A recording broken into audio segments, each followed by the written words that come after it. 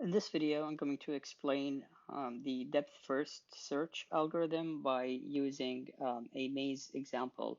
So we will be traversing through a maze from the beginning point all the way to the end point of that maze using the depth-first search algorithm. So what is the depth-first search algorithm, or DFS? First, it's a node traversal algorithm. It uses two different data structures, a stack, which will track the current state, and a second one, which is a set, which will track the visited nodes. So let's get to the example. So here we have a maze. It's 4 by 3. Our start point is on the top left corner, and the destination or goal point is on the bottom right corner. This has coordinates of 0, 0, and this one has a coordinates of 3, 2. So first thing, we start by pushing the initial coordinates, 0, 0, onto our stack. And then when we have something in our stack, we pop it. So we pop out of the stack into our DFS logic.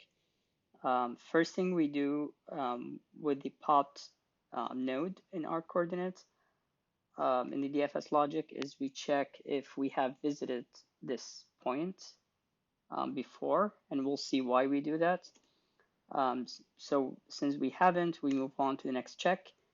Is this our goal or our destination?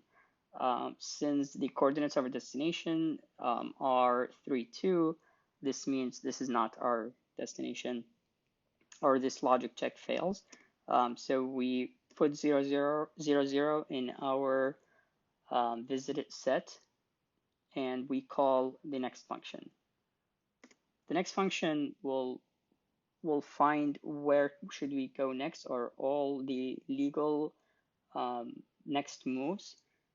Since we have edges here, here, and here, we can't go left or up. We can't go to the right because we have a rectangle, a blocked rectangle or square. So the only legal move is downwards.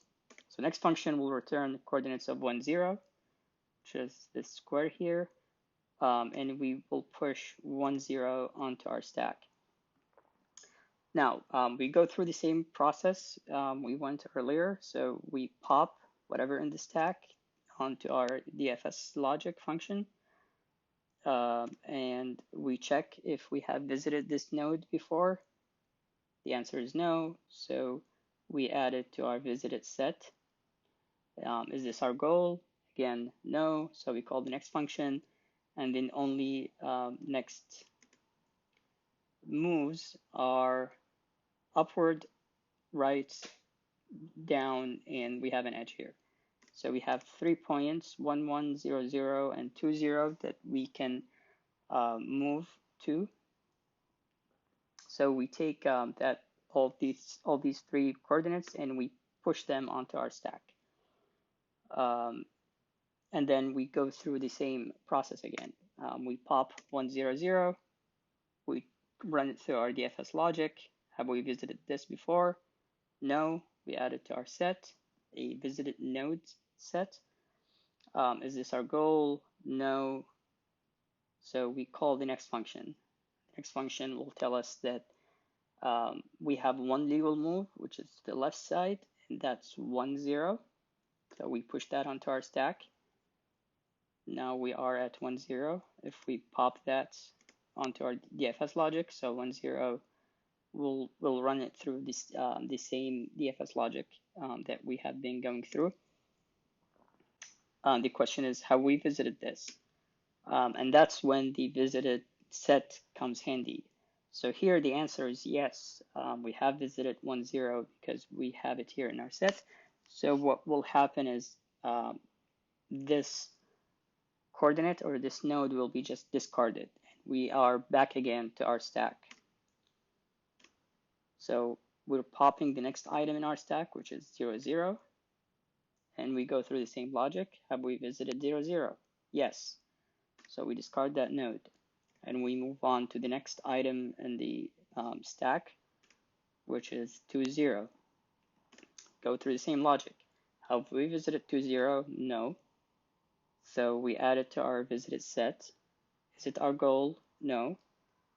We call our next function, and the next function will say you have one legal move, which is 30. Actually, two legal moves, but I did not add it into our animation because I just did not want to go through popping something out of the stack that we have already visited because we saw that. So let's assume our next legal move is 30. We push it onto our stack, we pop it, have we visited it? Yes, we have. Is it our goal? So we add it to our set. Is it our goal? No, it's not.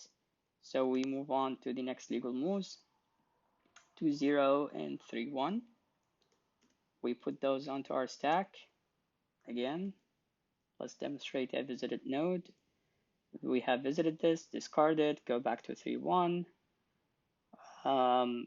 31, have we visited 31? We pop it out of the stack, we're going through the same logic. Have we visited it? No, we add it to our set. And then is it our goal? No, it's not. So we call the next function, will give us 2 more points or 2 more coordinates, 32 and 30. We have 32, we pop it out of the stack, and then we run through the FS logic. Have we visited this?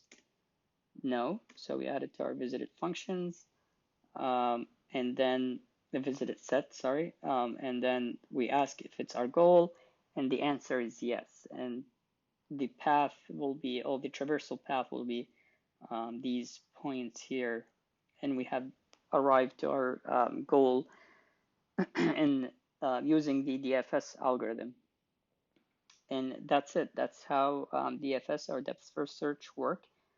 In the next video, I'm going to go through the code for how we can implement this in Python. So see you in the next video.